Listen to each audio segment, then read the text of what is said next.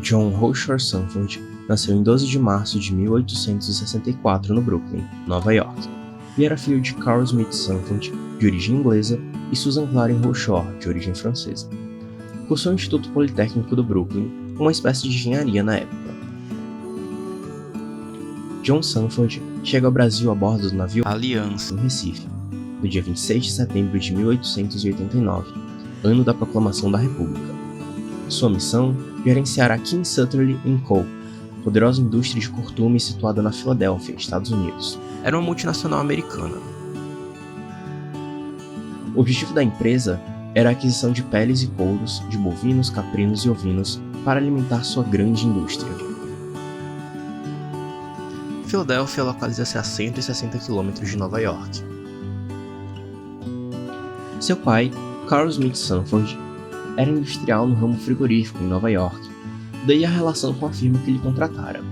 A empresa também almejava interesses na África, porém Carl Sanford aconselhou o jovem americano de 25 anos a seguir para o Brasil, pois tinha mais estrutura e menos perigos. Em Recife, permaneceu 2 anos, e com o andamento dos negócios, foi sabedor de que o estado do Ceará produzia em quantidade apreciável peles de caprinos e ovinos da melhor qualidade. Comunicando a matriz na Filadélfia, John Sanford foi autorizado a seguir para o estado do Ceará, abrir escritório não somente em Fortaleza, mas também em outras cidades do interior, desde que a quantidade e a qualidade das peles atendessem à demanda da King Sutherland & Co., na Filadélfia. Assim, no início de 1892, Mr. Sanford ausenta-se do escritório em Recife e dirige-se para a cidade de Fortaleza. Assume a gerência em Recife o seu principal empregado, hoje o célebre Delmiro Gouveia. John Sanford foi para o Ceará no momento oportuno, já que o comércio de peles de comerciantes estrangeiros no Recife estava praticamente estagnado. Em Fortaleza, fica mais uma vez informado que na zona norte do Ceará fornecia um percentual representativo de peles dentre o total exportado pelo estado, assim como no Piauí, nas proximidades da Serra da Ibiapaba, na fronteira com o estado do Ceará, e toda essa produção era escoada até Sobral. Depois era exportada pelo Porto de Camocim, ponto inicial da estrada de ferro de Sobral, que partia em penetração à zona norte do estado do Ceará, tendo seu primeiro trecho Camocim-Sobral, inaugurado em 1883. Mesmo com o escritório montado em Fortaleza, viaja a Sobral em junho de 1892, pelas razões citadas anteriormente, e monta outro escritório comercial da grande firma americana em Sobral. Fica como gerente em Fortaleza o seu amigo e auxiliar de confiança, Otto Benzold Saunders. Pouco mais de um ano de sua chegada a Sobral, Mr. Sanford noiva e contrai matrimônio com Minervina de Almeida Monte, moça da alta sociedade sobralense, quais tiveram 11 filhos. Dona Minerva era filha do tenente-coronel Francisco de Almeida Monte, o maior proprietário de terras da Serra da Meruoca, e pertencente ao alto escalão da Guarda Nacional. Em 1895, a King Sutherland & Co. encerra suas atividades comerciais em todo o Brasil, fechando seus escritórios em Recife, Fortaleza e Sobral, e John Sanford desliga-se automaticamente. Em Sobral, continua no comércio de peles por mais 2 anos, isto é, até 1897, mas com sua própria razão social e vendendo ao comércio de Fortaleza. Em 1898, Delmiro Gouveia já é chamado de Rei das Peles do Nordeste. O livro que fala toda e as demais histórias do americano é o livro A Família Sanford no Ceará, de autoria de Paulo de Almeida Sanford, filho do americano. Paulo Sanford, engenheiro agrônomo, foi prefeito de Sobral em 1932 e 1955. O livro de Paulo Sanford contém algumas características interessantes. A impessoalidade, o que demonstra que o livro é a história da família e do americano, e não a história dele. O grande conhecimento que tinha de seu pai, nos remetendo que parece que quem escreveu o livro foi o americano pelos ricos detalhes. A anexação de documentos de cartório, demonstrando a veracidade de fatos. Outra característica importante é que seu livro não é apenas a história da família Sanford do americano, mas também, a priori, a história de Sobral. O livro foi chancelado nada menos que Raimundo Girão, Hugo Catunda e Dorian Sampaio. Em junho de 1892, John Sanford, em sua primeira viagem de trem entre Camocim e Sobral, conheceu a personalidade destacada da sociedade sobralense, o coronel Ernesto Diocleciano de Albuquerque, industrial do ramo de algodão, grande chefe político e pai de Vicente José Saboia de Albuquerque, que mais tarde seriam dois dos seus melhores amigos. Nunca fizeram negócios juntos. Era uma amizade familiar, amizade vitalícia. Esse encontro é um dos ápices do livro de Paulo Sanford. Ele consegue transferir ao leitor a cara de espanto do coronel Ernesto sobre a ingenuidade do americano em pensar que Sobral tinha hotel na época. O americano acaba sendo hóspede do coronel Ernesto, e nesse momento, Mr. Sanford estaria entrando precocemente na alta sociedade sobralense. A Feira Mundial de Chicago, ou Exposição Colombiana Mundial, como era oficialmente chamada, foi realizada em 1893 para marcar o 40º aniversário no ano anterior da chegada de Colombo nas Américas. Eram feiras que aconteciam nas principais cidades americanas e capitais europeias, para a exposição de inovações tecnológicas e invenções na época, chamada de Pré-Revolução Industrial.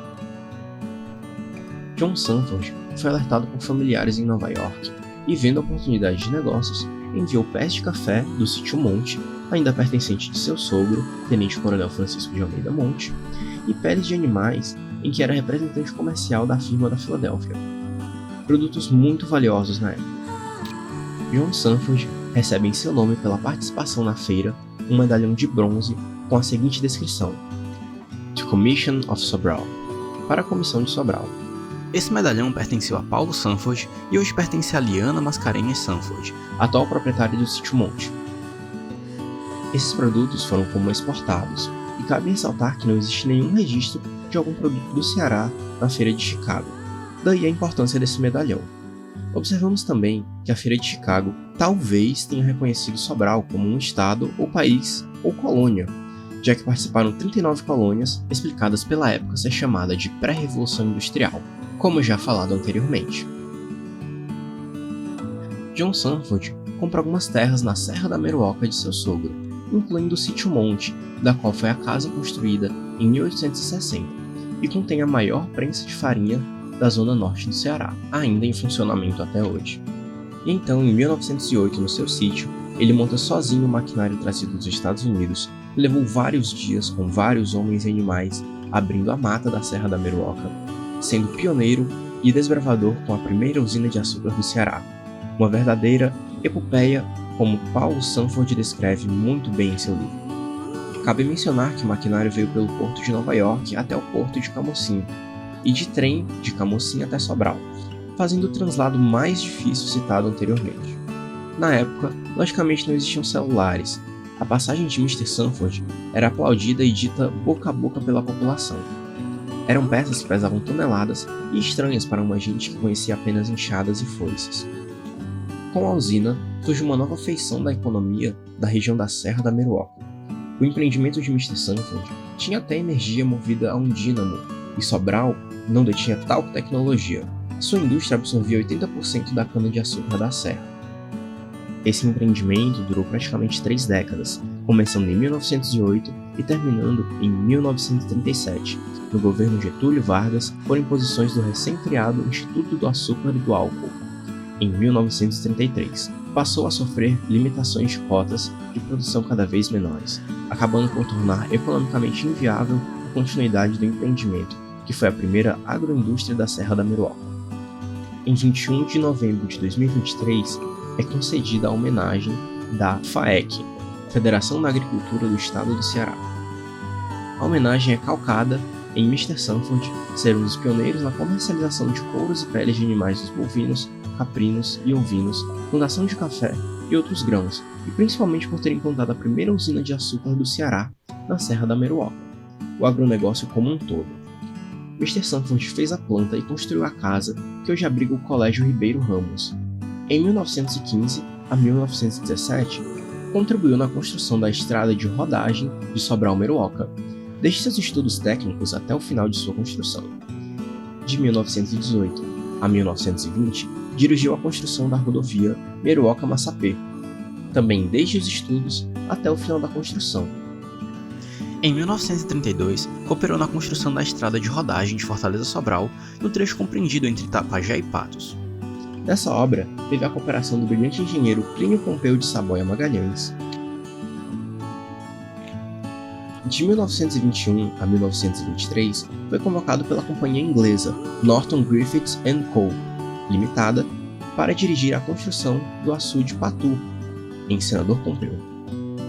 Sempre participou das obras de barragens, estradas e pequenos açudes, mas cooperou em obras gigantescas, como o açude Oroz e o Porto de Fortaleza.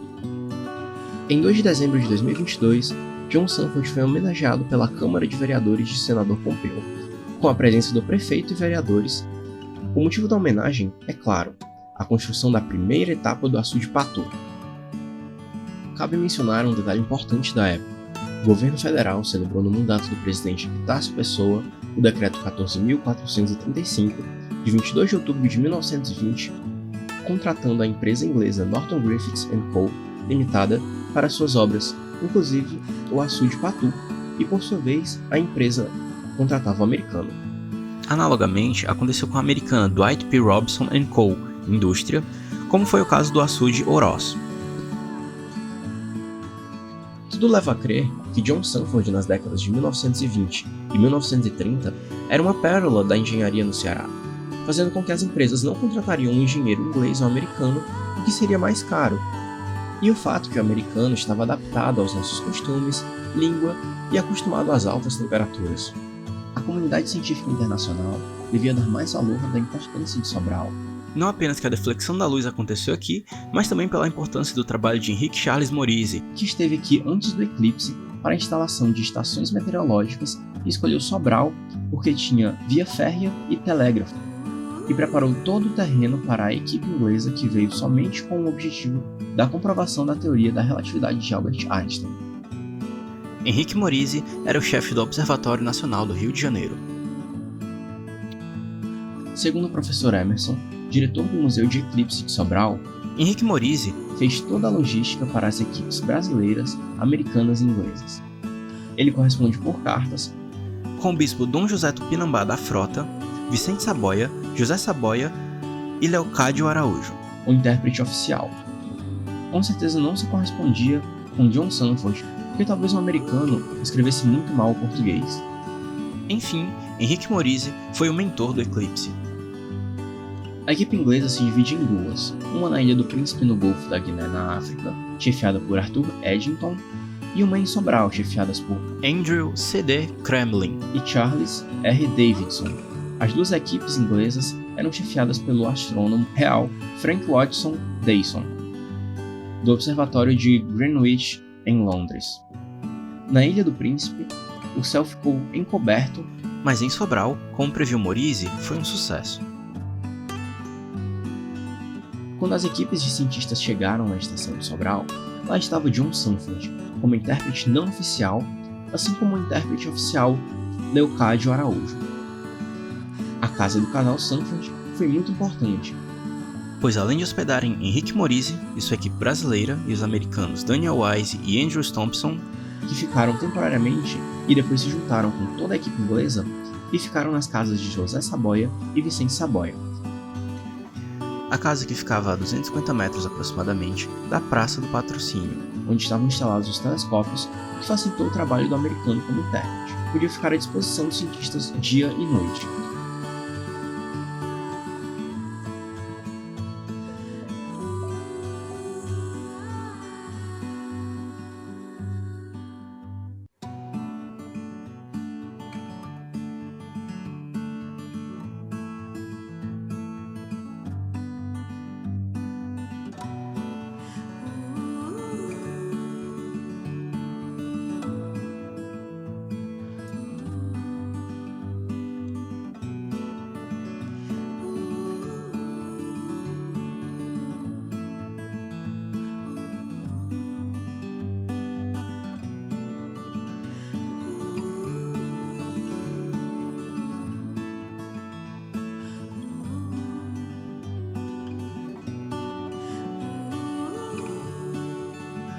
Foi uma decisão acertada do governo federal através do IFAM considerarem a casa do casal Sanford, que hoje é o Colégio Ribeiro Ramos, dentro da área chamada Conjunto Arquitetônico e Urbanístico da cidade de Sobral. O tombamento foi em homenagem à família Sanford e a Sobral. O tombamento foi em 28 de outubro de 1999.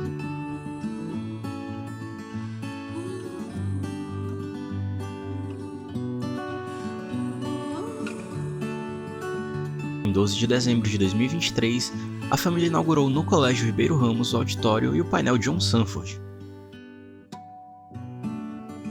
Assim como na parte frontal, com uma placa de vidro, os cientistas que ficaram hospedados na casa do casal Sanford.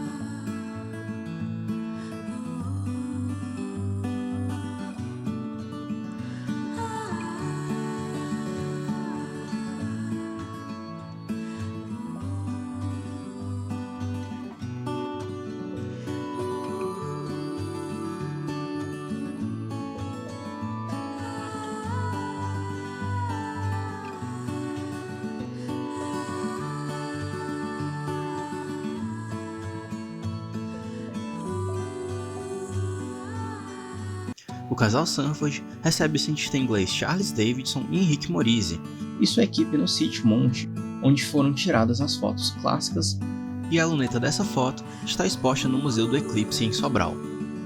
A família Sanford contém o diário resumo The Eclipse Expedition to Sobral, do chefe da equipe inglesa Andrew Kremlin. Neste diário, de apenas 4 páginas, ele cita o americano.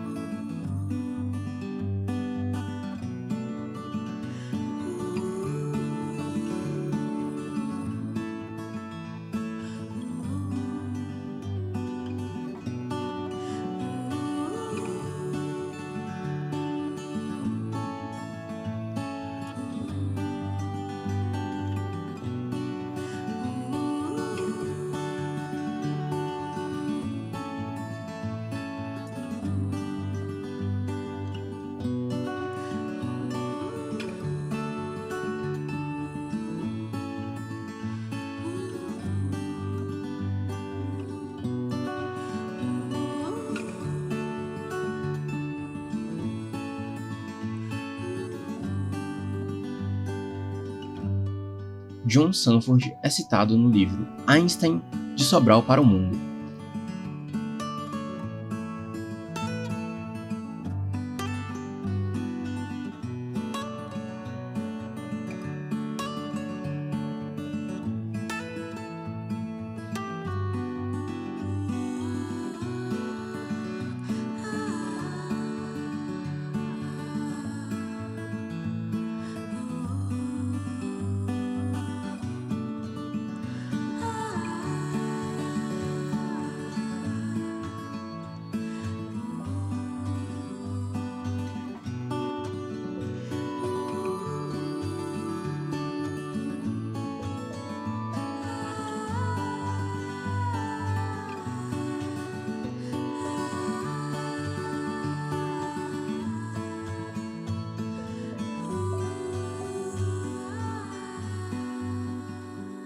E no artigo do Jornal do Brasil, de 4 de abril de 1979, de Ronaldo Mourão, principal astrônomo brasileiro.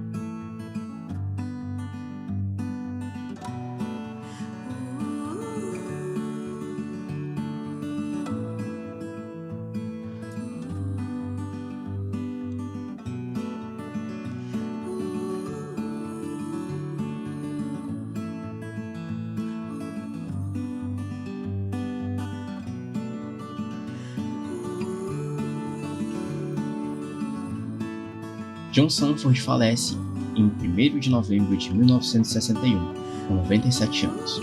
Após sua morte, ele recebe 2 homenagens importantes.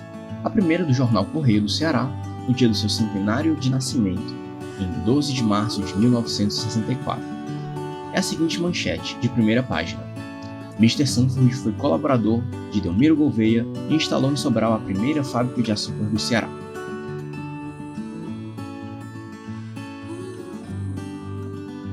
A segunda homenagem ocorre em 1966, quando o ex-prefeito de Sobral, Cesário Barreto Lima, coloca uma das principais avenidas de Sobral de Avenida John Sanford, sendo uma coincidência, pois é a via de acesso à Serra da Meruoca. Em 24 de agosto de 2023, é constituída a Rua John Rochor Sanford, no bairro de Itaoca, em Fortaleza.